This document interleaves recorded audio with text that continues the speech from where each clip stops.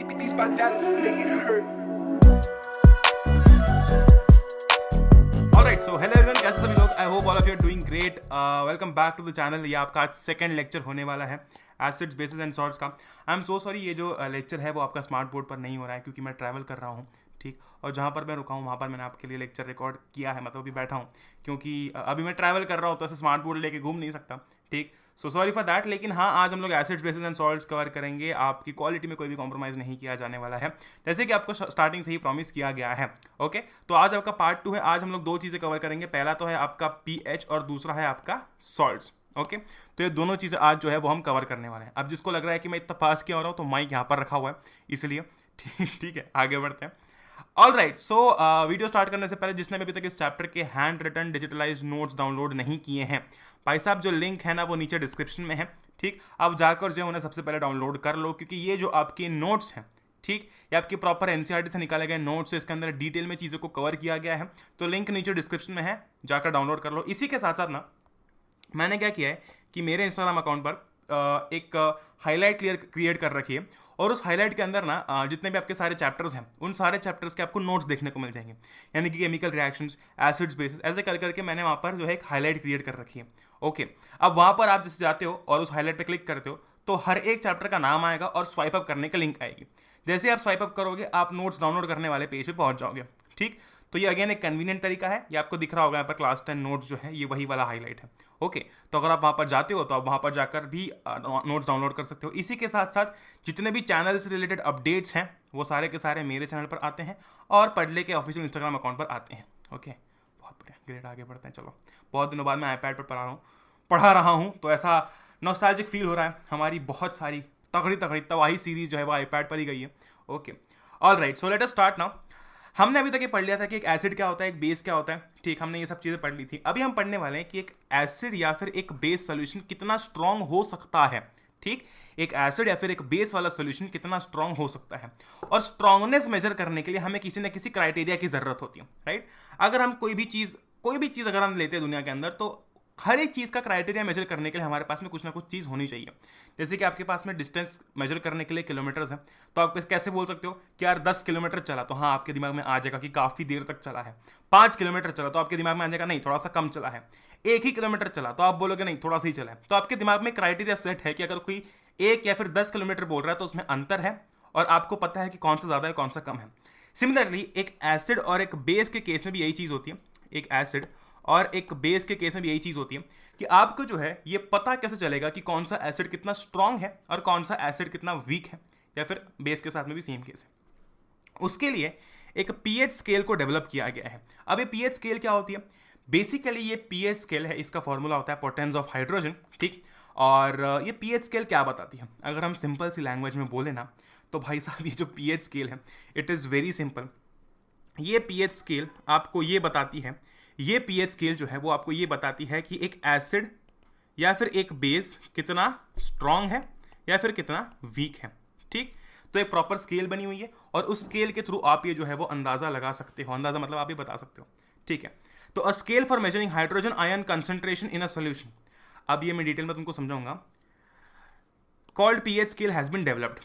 अब ये जो पीएच स्केल होती है ना, इसके अंदर टोटल आपके 14 मार्कर्स हैं, ठीक। ये 14 मार्क्स की आपकी एक स्केल है। अच्छा, सबको ये चीज़ पता है कि यार एसिड जो होता है वो क्या देता है पानी में H+, राइट। एसिड पानी में क्या देता है? एसिड पानी में देता है H+। ओके, वेरी गुड, ठीक है, वेरी गुड। अब ये जो एसिड पानी के अंदर H+ देता है, हमने क्या बात की थी कि जो एसिड पूरी तरीके से डिसोसिएट हो जाएगा, फिर जो एसिड जो है वो ज़्यादा H+ आयन कंसंट्रेशन देगा पानी के अंदर, मतलब बढ़ाएगा कंसंट्रेशन H+ आयन्स का, वो एक स्ट्रॉन्गर एसिड होगा, राइट। वो कैसा एसिड होगा? वो एक स्ट्रॉन्ग एसिड होगा। और ऐसा एसिड जो कि पानी के अंदर कम H+ आयन देगा, ठीक, वो कैसा होगा? वो एक वीक एसिड होगा। अच्छा, तो अगर हम एक सॉल्यूशन के अंदर H+ आयन का कॉन्सेंट्रेशन मेजर कर लेते हैं, मैं मैनेज बोलने वाला था, मेजर कर लेते हैं, तो हम ये पता लगा सकते हैं कि यार वो जो एसिड था वो स्ट्रॉन्ग था या फिर वीक था, ठीक। जिसको नहीं समझ में आया मैं वापस एक बार समझाता हूँ, ध्यान से समझो कि अगर आप पानी के मतलब अगर आप सॉल्यूशन के अंदर का जो H+ आयन कॉन्सेंट्रेशन है, ठीक, उसको अगर मेजर कर लेते हो तो आप ये बता सकते हो कि एक एसिड स्ट्रांग है या फिर एक एसिड वीक है, ठीक। अगर इतना डिटेल में तुमको नहीं जाना है, मैं तुमको एक बहुत ही सिंपल सा फैक्ट बताता हूँ। ये है आपकी पीएच स्केल। देखो ध्यान से सुनना, अभी ये पूरा फंडा तुमको क्लियर हो जाएगा। ये एक पीएच स्केल होती है। ओके, इस पीएच स्केल को पढ़ने का तरीका क्या है? देखो 0 से लेकर 1 2 3 4 5 6 7, यहाँ पर 7 आ गया, फिर 8 9 10 11 12 13 और 14 आ गया। बीच के नंबर्स नहीं लिखे हुए, अज्यूम कर लो कि वहाँ पर है। ठीक, मान लो कि आपको एक सब्सटेंस दिया गया है ना, बेसिक लैंग्वेज में समझ बता रहा हूँ, एक सोल्यूशन दिया गया, चलो ठीक, उसका पीएच अगर निकल कर आता है 6, ठीक, उसका पीएच अगर 6 निकल कर आता है तो वो 7 से कम है। अब ये समझाने के पहले मैं तुमको इसको रीड कैसे करते हैं वो समझाता हूँ। देखो 7 होता है न्यूट्रल, मतलब जिसका पीएच 7 है वो न्यूट्रल है। Okay great. अगर किसी का पीएच 7 से कम आता है, अगर किसी का पीएच 7 से कम आता है, लेट अस से कि यहाँ पर 6 है, लेट अस से कि 6 आता है या फिर 5 आता है, ठीक, मान लो किसी का पीएच आ गया 5 फॉर एग्जांपल, तो वो क्या होगा? वो एसिडिक होगा। क्यों? क्योंकि 7 के लेफ्ट हैंड साइड पर आपकी जितनी भी रीडिंग्स आती हैं वो सारी एसिडिक को दर्शाती हैं, और 7 के राइट हैंड साइड पर जितनी भी आपकी रीडिंग्स आती हैं वो सारी बेसिक को दर्शाती हैं। ठीक, वो सारी की सारी बेसिक को दर्शाती हैं। अब इसमें मैं तुमको एक और चीज बताता हूं। मान लो कि एक तुम्हारा सॉल्यूशन है जिसका पीएच निकल कर आता है 5, ठीक है, इसको मैं बोल देता हूं सॉल्यूशन 1। एक दूसरा सॉल्यूशन है जिसका पीएच निकल कर आता है 3, ठीक, जिसका पीएच निकल कर आता है 3। तुम्हें यह बताना है कि कौन सा ज्यादा एसिडिक होगा। मैं ये बोलूंगा कि भाई साहब जो पीएच 3 है ना जिसका, वो ज्यादा एसिडिक है। क्यों? इसका कारण क्या है भैया? इसका कारण ये है कि जैसे जैसे आप लेफ्ट में जाते जाते हो वैसे वैसे जो आपका एसिडिक नेचर है वो बढ़ता जाता है। ठीक, तो जिसका पीएच 6 है वर्सेस जिसका पीएच 5 है, पीएच 5 वाला जो आपका सॉल्यूशन होगा वो ज्यादा एसिडिक होगा। समझो मेरी बात को वापस से। जैसे जैसे आप लेफ्ट में आगे बढ़ते जाओगे ना, यानी कि 7 के बाद 6, फिर 5, फिर 4, फिर 3, फिर 2, यानी कि आप जैसे जैसे पीछे जाते जा रहे हो, है ना। अब तुम उसको आगे बढ़ते हुए बोलो कि पीछे बढ़ते हुए बोलो, ये तुम्हारी चॉइस है, क्योंकि कंफ्यूजन तुम्हें हटाना है दिमाग से। ठीक, किसी का पीएच मान लो 6 है, किसी का पीएच 5 है, किसी का पीएच 4 है, ठीक, तो तुम क्या कर रहे हो कि पीछे जाते जा रहे हो, राइट। लेकिन जिसका पीएच 4 होगा, जिसका पीएच 4 होगा वो 5 वाले से ज्यादा स्ट्रांग होगा। क्यों? क्योंकि उसका एसिडिक नेचर जो है वो ज्यादा है, यानी कि उसमें वहां पर आयन जो है H+ आयन का कॉन्सेंट्रेशन है वो ज्यादा है। ठीक, increase in H+ ion concentration, यानी कि जैसे जैसे आप लेफ्ट में बढ़ते जाते हो वो एसिड स्ट्रांग होते जाता है। क्यों होते जाता है?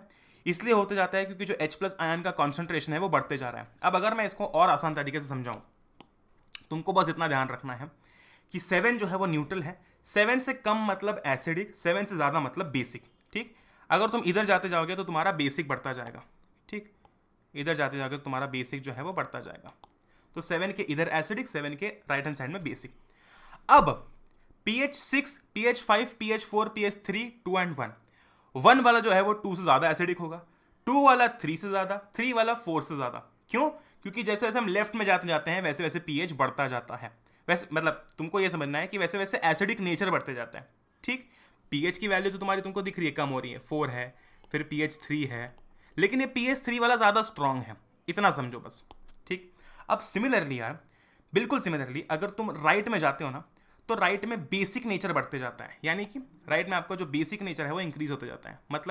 मतलब ये कि मान लो किसी का आपका पीएच निकल कर आता है 8, किसी का निकल के आता है 10। ठीक, तो जो पीएच 10 जिसका होगा ना वो ज़्यादा बेसिक होगा। ठीक, मोर बेसिक लिख देते हैं यहाँ पर।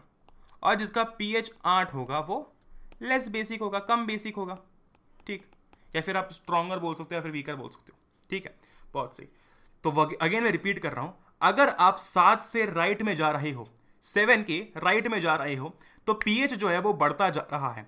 पीएच जो है वो बढ़ता जा रहा है, और बढ़ता जा रहा है का मतलब ये है कि बेसिक नेचर बढ़ता जा रहा है। जब आप 7 से लेफ्ट में आते हो, देखो तुमको कुछ नहीं करना यार, मैं एक सिंपल सी चीज बताता हूँ। 7 लिखो, ठीक है, 7 लिखो, 7 के इधर एक ऐसा एरो बनाओ और 7 के इधर एक ऐसा एरो बनाओ। ठीक, अब 7 के जो राइट हैंड साइड में तुम एरो देख रहे हो वो उधर की साइड बढ़ते जा रहा है, तो तुम्हारा जो बेसिक नेचर है वो भी उधर की साइड बढ़ते जाएगा। यानी कि 8 वाले का 9 से कम होगा, यानी कि 9 वाले का 8 से ज़्यादा होगा, 10 वाले का 9 से ज़्यादा होगा। और जो इधर एरो तुम्हारा एक्सटेंड हुआ है वो क्या बता रहा है कि भाई साहब तुम्हारा 3 वाले का 4 से ज़्यादा होगा और 4 वाले का 5 से ज़्यादा होगा। ये बहुत आसान तरीका है। ओके, अच्छा, जैसे यहाँ पर H+ आयन का कॉन्सेंट्रेशन बढ़ते जा रहा है ना, वैसे ही 7 के राइट हैंड साइड में H+ आयन का कॉन्सेंट्रेशन घटते जा रहा है। ठीक, जो 14 है उसको हम बोलेंगे वेरी एल्कलाइन। है ना। अब देखो जरा, ये देखो ध्यान से, इससे तुम्हें और डिटेल में समझ में आ जाएगा। ध्यान से देखो, यहाँ पर 7 पर क्या है तुम्हारा, प्योर वाटर और ब्लड आ रहा है, ठीक, न्यूट्रल है, ठीक है। फिर 6 एसिडिक है, 5 भी एसिडिक है। अच्छा, एक सवाल पूछता हूँ, एक मान लो कि सोल्यूशन है जिसका पीएच है 3, एक सोल्यूशन है जिसका पीएच है 5, दोनों में से कौन सा ज़्यादा एसिडिक होगा, तुम्हें मुझे बताना है, ए वाला या फिर बी वाला। Okay great.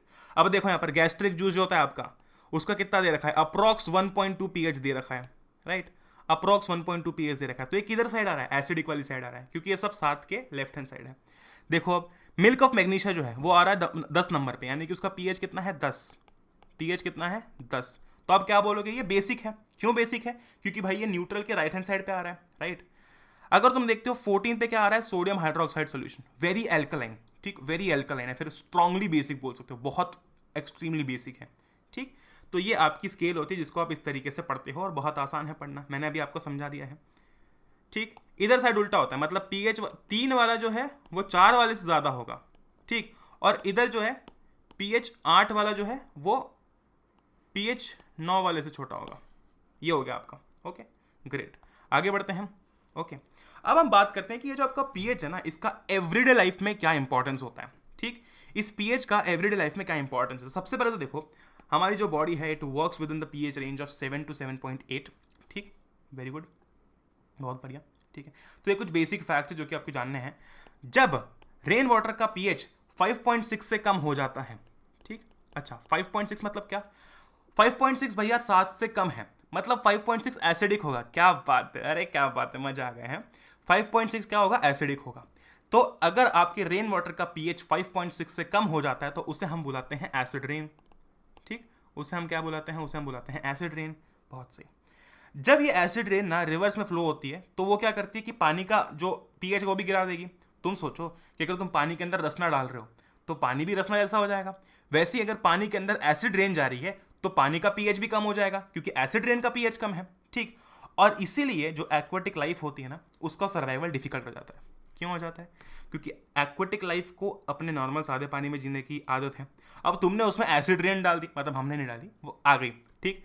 तो एसिड रेन तो भाई हानिकारक है, तो इसलिए एक्वेटिक लाइफ का सर्वाइवल डिफिकल्ट हो जाता है due to this acid rain. आगे बढ़ते हैं, ठीक। हमारे डाइजेस्टिव सिस्टम में भी पीएच का बहुत इंपॉर्टेंस है। अभी हम देख के आए थे गैस्ट्रिक जूस, इसको हम डिटेल में पढ़ेंगे लाइफ प्रोसेस में, ठीक। गैस्ट्रिक जूस देख के आए थे अभी हम, राइट।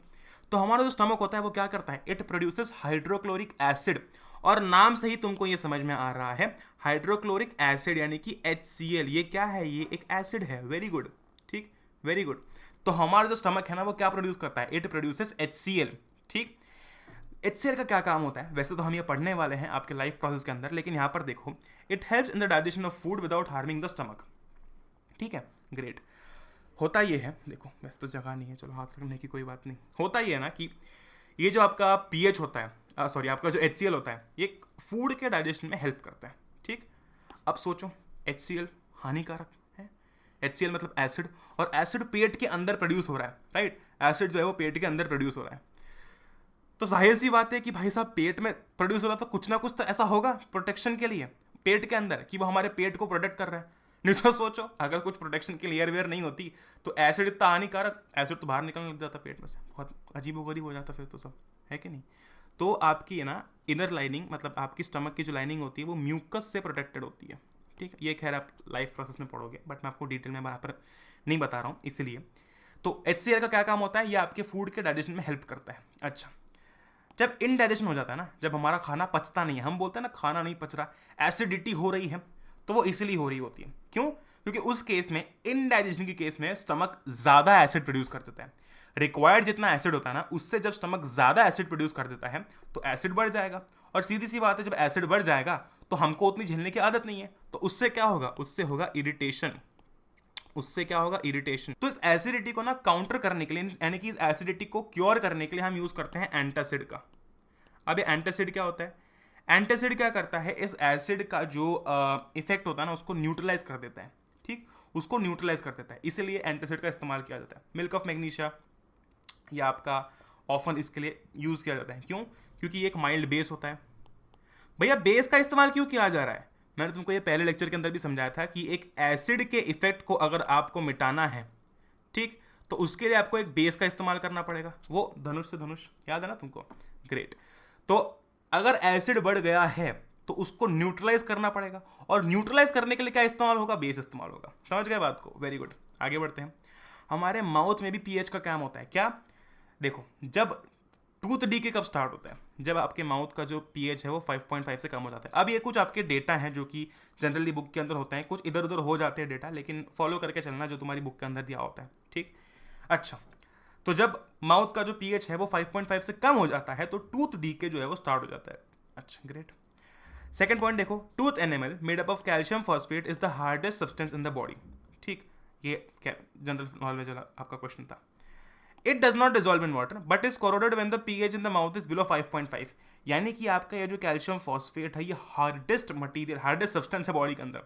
ठीक, पानी के अंदर नहीं घुलेगा मिलेगा, लेकिन जब पीएच माउथ का 5.5 से कम हो जाएगा, ठीक, तो क्या होगा? ये कोरोड होना चालू हो जाएगा। ठीक, तो ये कोरोड होना चालू हो जाएगा। ओके। बैक्टीरिया जो होते हैं जो आपके माउथ के अंदर एसिड्स प्रोड्यूस करते हैं, शुगर का डिग्रेडेशन, ठीक, आप हमारे मुंह के अंदर जो फूड पार्टिकल्स रह जाते हैं वो सब वो क्या करते हैं? वो सब यार ऐसे मतलब हानिकारक होते हैं हमारे लिए, जैसे कि तुम सब जानते हो। ठीक, इसलिए हम कहते हैं you should brush twice a day, you should brush twice a day. Why should you brush twice a day? यही कारण है सब।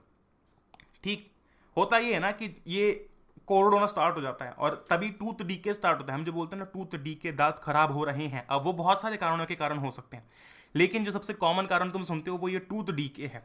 ठीक, वेरी गुड। तो ये पॉइंट वेरी इंपॉर्टेंट है आपका, ठीक, कि आपका जो बैक्टीरिया प्रेजेंट होते हैं एसिड्स के अंदर, ऑफकोर्स आपके जो बैक्टीरिया प्रेजेंट होते हैं माउथ के अंदर, ठीक, दे प्रोड्यूस एसिड्स और डिग्रेडेशन ऑफ शुगर, अगर हम ज़्यादा मीठा खाते हैं तो उसके कारण भी। Okay, very good. Also self defence by animals and plants through chemical warfare. यानी कि कभी ऐसी हनी बी काटी है, कभी मधुमक्खी काटी है, ठीक, होता ऐसा इरिटेशन सा होता है, पेन फील होता है। क्यों? Bee sting leaves an acid which causes pain and irritation. यानी कि जब वो ऐसे डंक मारती है ना तो वो ऐसे एक एसिड छोड़ती है जिसके कारण पेन और इरिटेशन होता है। ठीक, अब तुम सोचो अगर एक बी ने एसिड छोड़ के वो चली गई है तो इसके इफेक्ट को न्यूट्रलाइज करने के लिए हमें एक बेस की जरूरत पड़ेगी, राइट? इसीलिए एक माइल्ड बेस यूज किया जाता है, लाइक बेकिंग सोडा, उस पर्टिकुलर जगह पे जहाँ पर उसने काटा है, ठीक है, ताकि रिलीफ मिल सके। ओके, और यही कारण होता है कि जब ऑफकोर्स आपको अगर कोई हनी बी काट लेती है तो एक माइल्ड बेस ऐसा इस्तेमाल किया जाता है, क्योंकि वो एक एसिड छोड़ के चली जाती है। अब इस एसिड को न्यूट्रलाइज करने के लिए एक बेस की जरूरत पड़ेगी, तो हम एक बेस का इस्तेमाल कर लेते हैं, लाइक बेकिंग सोडा। ठीक, very good. Stinging hair of nettle leaves inject methanoic acid causing burning pain. Okay, stinging hair of nettle leaves inject methanoic acid causing burning pain. तो आपका ये एक और पॉइंट हो गया। ओके, ये आपका एक और पॉइंट हो गया। ठीक, so this is it. Now will move on to the next topic. हमने पीएच पूरा पढ़ लिया है। अच्छा, जिसको ये पॉइंट समझ में नहीं आया भाई साहब, ये कुछ नहीं है। यहाँ पर आपको एक चीज़ ये बताई जा रही है कि आपकी जो हनी बी होती है ना, वो जब काटती है तो वो एक एसिड छोड़ के जाती है, और उस एसिड के इफेक्ट को न्यूट्रलाइज करने के लिए हमको इस्तेमाल करना पड़ता है एक बेस। ठीक, और ये पॉइंट जो है ये तो सेल्फ एक्सप्लेनेटरी है आपके सामने। ठीक, वेरी गुड। आगे बढ़ते हैं। अब यार ये आपके सामने कुछ नेचुरली अकरिंग एसिड्स हैं, ऐसे एसिड्स जो कि नेचुरली अकरिंग होते हैं, यानी कि ये यार ये एसिड जो है वो नेचुरली अकरिंग है, इन्हें बनाया नहीं गया। जैसे कि मान लो कि आपका एसिडिक एसिड है, इस एसिडिक एसिड का नेचुरल सोर्स क्या है? विनेगर है। साइट्रिक एसिड है, इसका नेचुरल सोर्स क्या है? ऑरेंज है। देखो, मैं एक चीज़ तुमको बताता हूँ, कोई भी स्पेलिंग होती है ना, अगर उसको तुम्हें याद करना है, ठीक, तो अपने खुद के प्रोनाउंसिएशन बना लो। ठीक, अपने खुद के प्रोनाउंसिएशन बना लो। जैसे कि मान लो कि तुमको लेट अस से कि टार्ट्रिक एसिड है। अब खैर टार्ट्रिक एसिड को तो टार्ट्रिक एसिड ही बोलते हैं, लेकिन तुमको अगर टेरिक एसिड नाम से याद रहता है तो वैसे याद करो। ठीक, लेकिन स्पेलिंग सही याद रखना बस। ओके, बोलते समय सही बोलना बस। अगर तुम्हें प्रोनाउंसिएशन याद रखना है, स्पेलिंग याद रखनी है अपने तरीके से, तो वैसे करो। ऑक्सैलिक एसिड हो गया। अच्छा, टार्ट्रिक एसिड का नेचुरल सोर्स क्या है? टैमरिंड है। ठीक, ये एसिड्स कैसे हैं? नेचुरली अकरिंग है, राइट? कैसे एसिड्स हैं? नेचुरली अकरिंग एसिड्स हैं। क्यों? क्योंकि एक नेचुरल सोर्स से आ रहे हैं। नेचुरल सोर्स कौन सा है? देखो जरा, टार्ट्रिक का क्या है? टैमरिंड है। ऑक्सैलिक एसिड का क्या है? टोमेटो है। लैक्टिक एसिड का क्या है? कर्ड है ना।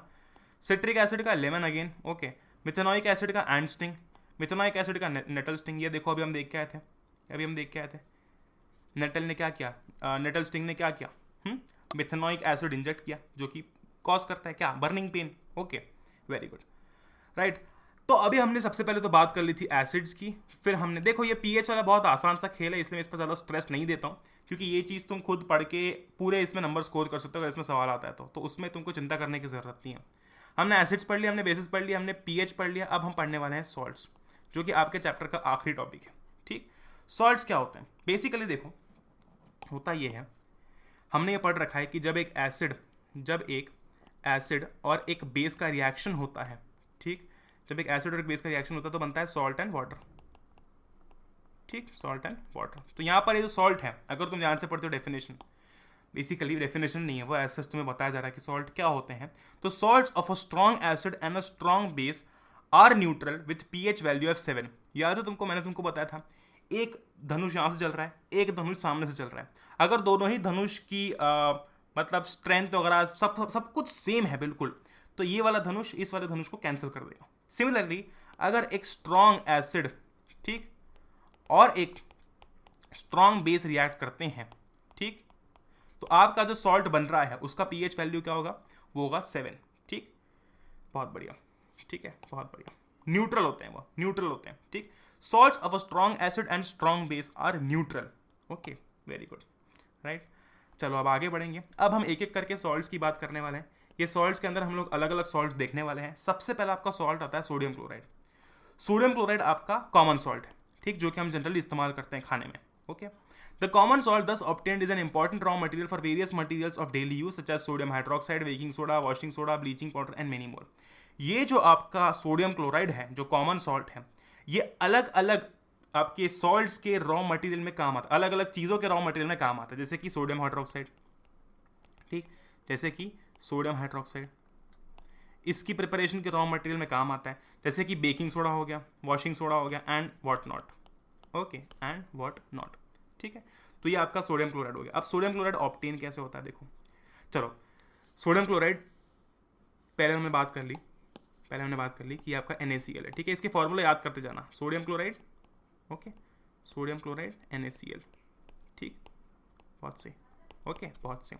समझ गए तुम, सोडियम क्लोराइड वेरी इजी, इस पर ज़्यादा टाइम वेस्ट करने की ज़रूरत नहीं है। ग्रेट, नेक्स्ट से आपकी जो मेन चीज़ है वो शुरू होती है। जैसे कि अभी हमने बात की थी कि ये आपका जो कॉमन सॉल्ट है ना NaCl, ये बहुत सारे आपके अलग अलग मटेरियल्स का रॉ मटेरियल है, ठीक। तो अभी देखो हमने क्या बात की थी, सोडियम हाइड्रोक्साइड के लिए ये रॉ मटेरियल का काम करता है। देखो जरा, नेक्स्ट जो हमारा पॉइंट है वो है सोडियम हाइड्रोक्साइड।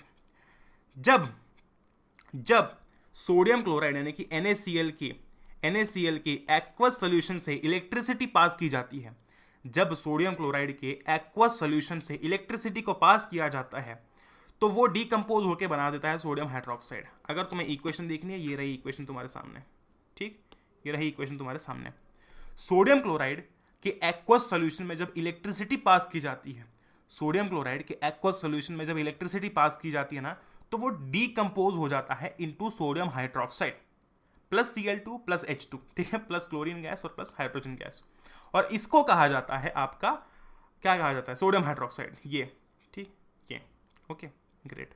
अच्छा, एक और चीज, सोडियम क्लोराइड के एक्वस सॉल्यूशन को ब्राइन कहा जाता है। क्या कहा जाता है, ब्राइन। सोडियम क्लोराइड के एक्वस सॉल्यूशन को क्या कहा जाता है, ब्राइन कहा जाता है। Okay, great. इस प्रोसेस को क्या कहा जाता है, इस प्रोसेस को कहा जाता है क्लोर एल्कली प्रोसेस। किस प्रोसेस को, उस प्रोसेस को जिसके अंदर आप सोडियम क्लोराइड के एक्वस सॉल्यूशन के थ्रू इलेक्ट्रिसिटी पास कर रहे हो, उस प्रोसेस को कहा जाता है क्लोर एल्कली प्रोसेस, ठीक, chlor alkali process. Okay, chlor alkali process क्यों कहा जाता है, chlor here stands for chlorine, ठीक, alkali here stands for of course alkali. क्या होता है alkali, bases which are soluble in water. इस प्रोसेस को क्लोर एल्कली क्यों कहा जा रहा है, क्योंकि इस प्रोसेस के अंदर आपका क्लोरीन बन रहा है और आपका एक एल्कली भी बन रहा है, ठीक। एल्कली कौन है आपका, सोडियम हाइड्रोक्साइड, क्लोर क्या है आपका, क्लोरीन बन रहा है इसमें, इसलिए इस प्रोसेस को क्लोर एल्कली प्रोसेस कहा जाता है। वेरी इजी, वेरी सिंपल, ठीक, बहुत बढ़िया। तो हमें समझ गया कि सोडियम हाइड्रोक्साइड बनता कैसे है, जब आप इलेक्ट्रिसिटी पास करते हो through aqueous solution of what, sodium chloride, जिसको हम कहते हैं ब्राइन, तो क्या बनता है, तो बनता है आपका सोडियम हाइड्रोक्साइड, क्लोरीन गैस और H2 गैस।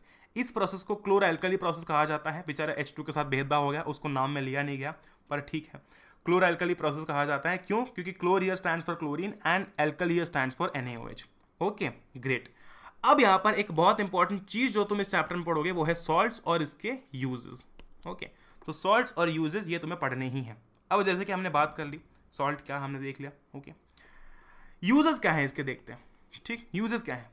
तो पहली बात तो ये जो आपकी H2 गैस है वो बन रही है एट कैथोड। सबको पता है ना कैथोड एनोड क्या होते हैं। ये जो आपकी Cl2 गैस है वो बन रही है एट एनोड। ठीक, तो देखो जरा, कैथोड पे जो आपकी H2 गैस बन रही है उसके अपने अलग यूजेस हैं। एनोड पे जो आपकी Cl2 गैस बन रही है, क्लोरीन बन रही है, उसके अपने अलग यूजेस हैं। फिर आपका ये जो NaOH बन रहा है इसके अपने अलग यूजेस हैं। ठीक, तो यहाँ पर नीचे दिए गए हैं आपके किसके यूजेस, हाइड्रोजन के यूजेस, कि भैया फ्यूल्स में इस्तेमाल किया जाता है। उसके बाद में फिर अमोनिया फॉर फर्टिलाइजर्स उसके अंदर इस्तेमाल किया जाता है। Okay, great. क्लोरीन की जब हम बात करते हैं तो सबको पता है वाटर ट्रीटमेंट में यूज़ किया जाता है। उसके बाद में फिर स्विमिंग पूल्स में इस्तेमाल किया जाता है। It is use in pesticides. ठीक, तो ये आपके क्लोरीन के यूजेस हो गए। फिर NaOH की यूजेस की बात करते हैं कि ये मेटल की डीग्रीजिंग में काम आता है, सोप्स बनाने में काम आता है, डिटर्जेंट्स में काम आता है। ठीक, वेरी गुड। ठीक, very good. Okay, paper making में काम आता है और आर्टिफिशियल फाइबर्स में काम आता है। तो ये आपका हाइड्रोजन का हो गया, ये आपका क्लोरीन का हो गया और ये आपका NaOH का हो गया।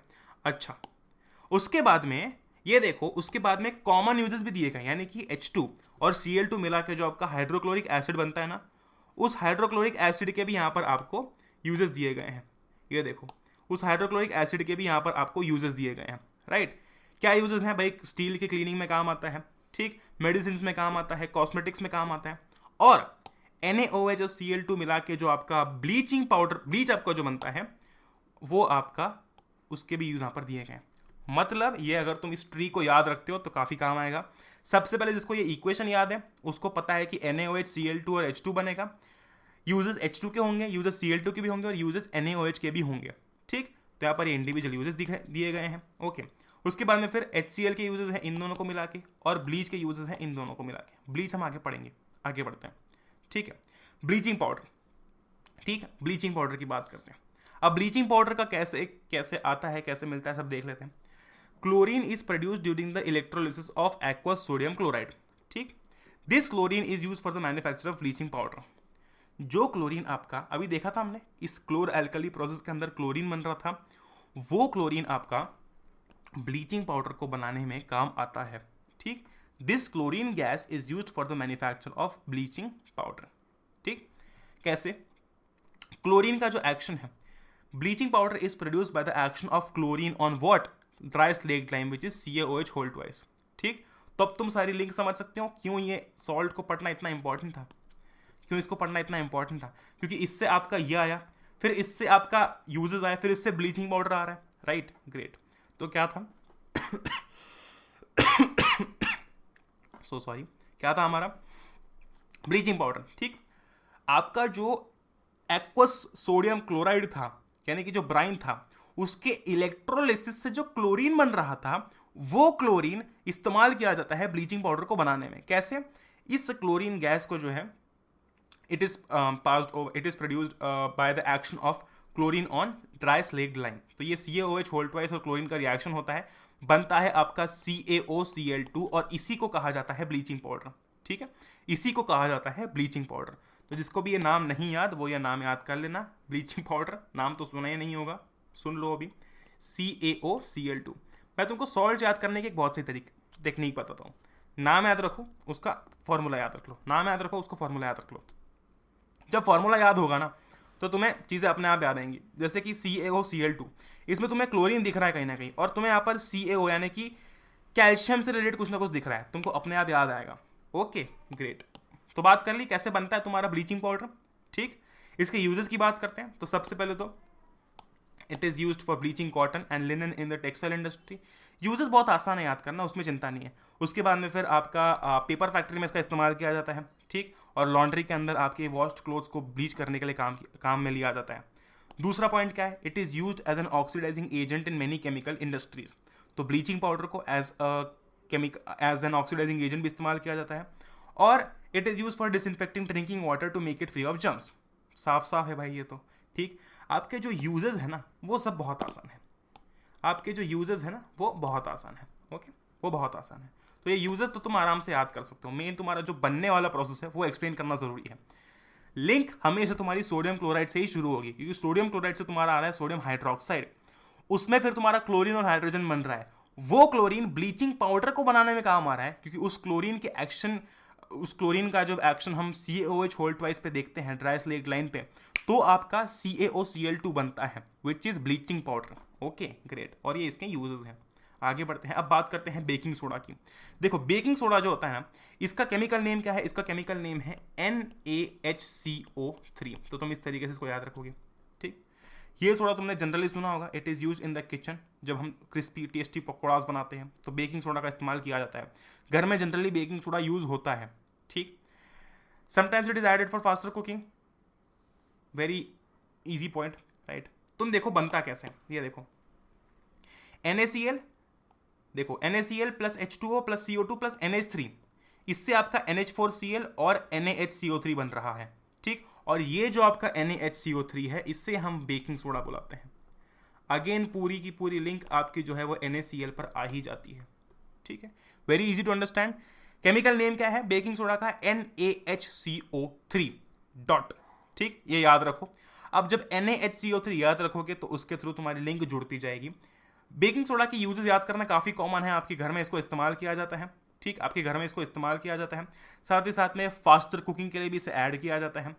अगर मैं बात करता हूँ इस पूरी प्रोसेस की रिएक्शन की, तो आपकी ये सबसे बड़ी रिएक्शन है इस पूरे सॉल्ट चैप्टर के अंदर।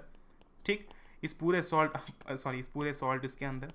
ठीक, तो आपका NH4Cl और NaHCO3 बन रहा है। 2-4 बार इसको लिख लेना, आपको ये रिएक्शन याद हो जाएंगी। ठीक, मेन आपका NaHCO3 है। अच्छा, जब NaHCO3 को ना हीट किया जाता है तो ये फॉलोइंग रिएक्शन टेक्स प्लेस। ठीक, आप क्या कर रहे हो? इस NaHCO3 को हीट कर रहे हो। ठीक, तो इससे आपका Na2CO3 बन रहा है, H2O बन रहा है और CO2 बन रहा है। Okay okay, great great, very good, amazing. अब हम बात करते हैं इस बेकिंग सोडा के क्या क्या यूजेस होते हैं। ठीक, इस बेकिंग सोडा के क्या क्या यूजेस होते हैं, तो अब तुमने देखा कि अभी वो क्रिस्पी पकौड़ास बनाने में इस्तेमाल होता है, उसके अलावा भी बहुत सारे इसके यूजेस हैं। पहला यूज़ क्या है? पहला यूज़ तो उसका है बेकिंग पाउडर बनाने का। ठीक, तो पहला यूज़ ये है कि it is use for making baking powder. Okay, sodium hydrogen carbonate और किसी भी माइल्ड एसिड का कॉम्बिनेशन बना के आपका ये क्या बन जाता है? बेकिंग पाउडर बन जाता है। जैसे कि देखो यहाँ पर, देखो mixture of sodium hydrogen carbonate and mild edible acid. ठीक, mild edible acid such as tartaric acid are used for making what? Baking powder. तो यहाँ पर NaHCO3 है, ये आपका H+ है। H+ क्यों? H+ इसलिए ना क्योंकि एसिड दर्शा रहा है, वो किसी भी एसिड से वो H+ लिखा गया है, तो बनाता है आपका CO2, H2 और sodium salt of that acid. ठीक, तो ये आपका बेकिंग पाउडर बनाने का प्रोसेस हो गया। Okay, very good. ठीक, very good. Carbon dioxide produce during the reaction causes bread और cake to rise making them soft and spongy. तो आपका ये जो CO2 रिलीज होता है, ये जनरली हम देखते हैं कि आपका जो केक होता है ना उससे सॉफ्ट एंड स्पॉन्जी बनाता है, क्योंकि ये CO2 एस्केप करता है। तो ये क्या करता है ना कि ये ऐसा आपका जो केक होता है वो ऐसा फ्लफी बनाता है, ऐसा बिल्कुल स्पॉन्जी बनाता है। ठीक, great. It is used in antacids being basic in nature, it can neutralise excess of acid in the stomach and provides relief. Antacids अभी हम देख क्या होते हैं, जो कि आपके एसिड के इफेक्ट को न्यूट्रलाइज करते हैं। ये बेकिंग सोडा भी उसके अंदर इस्तेमाल किया जाता है because it is basic in nature. ठीक, also it is use in soda acid fire extinguishers. तो आपके ये 3-4 पॉइंट्स बहुत इंपॉर्टेंट है। पहला पॉइंट सबको याद रखना है कि ये बेकिंग पाउडर को बनाने में इस्तेमाल किया जाता है। ठीक, ये बेकिंग पाउडर को बनाने में इस्तेमाल किया जाता है। दूसरा पॉइंट बहुत ही इंपॉर्टेंट कि जो कार्बन डाइऑक्साइड प्रोड्यूस होता है, it is used to rise the cake making it spongy and soft cake. ऐसे पॉइंट याद रख सकते हो। ठीक, CO2 लिख दो आगे ब्रैकेट में। ठीक, तीसरा पॉइंट क्या है? एंटासिड। ठीक है, तीसरा पॉइंट क्या है? एंटासिड। और चौथा पॉइंट क्या है? Soda acid fire extinguishers. खत्म बात। 4 पॉइंट्स ऐसे जल्दी जल्दी लिख लिए तुमने, खत्म। इसको इलाबोरेट करना है बस। आगे बढ़ते हैं। आगे आता है आपका वॉशिंग सोडा। वॉशिंग सोडा क्या है? Recrystallisation of sodium carbonate gives washing soda. It is also basic salt. Basically ना ये आपका सोडियम कार्बोनेट होता है, Na2CO3। ठीक, इसको हम सोडियम कार्बोनेट बुलाते हैं। जब इसका रिक्रिस्टलाइजेशन किया जाता है, यानी कि इसके अंदर जब पानी को ऐड किया जाता है, ठीक, तो मिलता है Na2CO3.10H2O और इसे हम कहते हैं वॉशिंग सोडा। ठीक, तो क्या समझे तुम इस बात से? तुम ये समझे बैटरी खत्म होने वाली है पर चैप्टर भी खत्म हो जाएगा, ठीक। रिक्रिस्टलाइजेशन ऑफ सोडियम कार्बोनेट, यानी कि हम सोडियम कार्बोनेट का रिक्रिस्टलाइजेशन कर रहे हैं, उसमें पानी ऐड कर रहे हैं, जिससे हमें मिल रहा है Na2CO3.10H2O, और इसे हम कहते हैं आपका वॉशिंग सोडा। इसके भी कुछ यूजेस होंगे, हाँ जी बिल्कुल है। ये देखो, sodium carbonate washing soda is used in glass, soap and paper industries. Very good. It is used in the manufacture of sodium compound such as borax. तो तुम कैसे याद रखोगे? ग्लास, सोप, पेपर इंडस्ट्रीज, ये पॉइंट 1 हो गया आपका, ठीक, ऐसे याद रख सकते हो। दूसरा पॉइंट कैसे याद रख सकते हो? मैन्युफैक्चर ऑफ बोरैक्स, ये दूसरा पॉइंट हो गया। इतना लोड लेने की जरूरत ही नहीं है, आपके पास सारे कीवर्ड्स आ गए। तीसरा point, it is used as a cleansing agent. Very good. और चौथा, it is used to remove permanent hardness of water. ये फोर्थ पॉइंट बहुत इंपॉर्टेंट है, मतलब ये कभी कभी सीधा पूछ भी लिया जाता है, ठीक है, ग्रेट। तो ये आपके यूजेस हैं, कोई रॉकेट साइंस नहीं है, सिर्फ यूजेस लिखे हुए हैं, वो याद करना है। जैसे कि मान लो कि एक फोन का यूज क्या होता है भाई, कॉल करना। अभी तो बहुत कुछ हो गया है, पर फोन का जनरल यूजेज क्या हुआ करता था? कॉल करना, राइट, वेरी गुड। एक स्पीकर का क्या काम होता है? गाने बजाना, ठीक। एक माइक का काम क्या होता है? ऑडियो रिकॉर्ड करना। वैसे ही वॉशिंग सोडा के काम क्या है? ये। क्या हमें क्वेश्चन करते हैं कि माइक ऑडियो ही क्यों रिकॉर्ड करता है? नहीं, तो इसमें क्वेश्चन करने लायक कोई चीज़ ही नहीं बचती। आगे बढ़ते हैं, ठीक। अच्छा, वाटर ऑफ क्रिस्टलाइजेशन क्या होता है?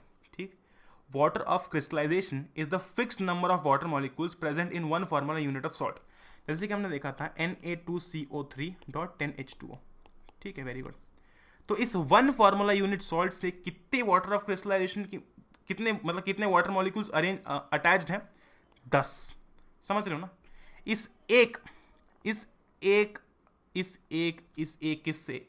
एक फॉर्मूला यूनिट सॉल्ट से, ठीक, कितने पानी के मॉलिक्यूल्स अटैच्ड हैं? 10 पानी के मॉलिक्यूल्स अटैच्ड हैं, राइट। इसलिए कहा जाता है Na2CO3.10H2O, ओके। और ये उसको गीला नहीं करता, ठीक, it does not make it wet, right. मतलब ये वाटर ऑफ क्रिस्टलाइजेशन ऐसा नहीं है कि उसके अंदर पानी है तो वो गीला हो गया, नहीं, ऐसा नहीं होता, ठीक है, वेरी गुड। समझने वाली बात ये है कि ये वाटर ऑफ क्रिस्टलाइजेशन एक्चुअली क्या होता है, ठीक, एक्चुअली में होता क्या है। बेसिकली ये वाटर ऑफ क्रिस्टलाइजेशन ना, आप जैसे कि तुमने अभी पढ़ा, it is the fixed number of water molecules which is attached या फिर which is present in one formula unit of salt, ठीक। तो ये Na2CO3, ठीक, वन फॉर्मूला यूनिट क्यों? क्योंकि ये एक ही है पूरा, राइट, ये पूरा एक ही है ना, ग्रेट। इससे कितने अटैच्ड हैं? 10H2। कितने प्रेजेंट है इसमें? .10H2O, वेरी गुड, ठीक। अब हम बात करने वाले हैं प्लास्टर ऑफ पेरिस की, जो कि आपका आखिरी टॉपिक है। What is plaster of Paris? POP का नाम सबने सुना है, ये देखो ऊपर भी पीओपी है, ये एसी के जो ऊपर देख रहे हैं ये भी पीओपी है, ठीक। What is POP? सबने देख रखा है, ऐसे घर में पीओपी बनी होती है। तो ये आती कैसे, बनती कैसे? बेसिकली जब हम जिप्सम को, ठीक, जब जिप्सम जिसका फॉर्मूला है CaSO4.2H2O। अब तुम मुझे बताओ कि इस एक फॉर्मूला यूनिट के साथ में कितने पानी के मॉलिक्यूल्स अरेंज्ड हैं या फिर अटैच्ड हैं, फिर प्रेजेंट है, ठीक, ग्रेट। तो जब हम जिप्सम को, when gypsum is heated at 373 kelvin, ठीक, तो इट लूजेस वाटर मॉलिक्यूल्स, यानी कि जिसमें वाटर मॉलिक्यूल्स जो प्रेजेंट है ना, वो वाटर मॉलिक्यूल्स चले जाते हैं, ठीक। इससे क्या बनता है? इससे बनता है CaSO4.12H2O। इससे क्या बनता है? CaSO4.12H2O, ठीक। और ये CaSO4.12H2O किसका? आपका फॉर्मूला है POP का। किसका फॉर्मूला है? प्लास्टर ऑफ पेरिस का, ठीक।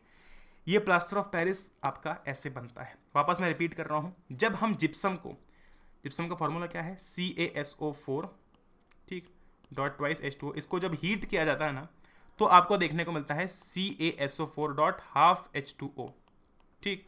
और ये हाफ H2O क्यों? क्योंकि जो आपका जो वाटर मॉलिक्यूल्स हैं वो लूज हो जाते हैं, ठीक है, very good, very good, okay. और इसे कहा जाता है आपका प्लास्टर ऑफ पेरिस।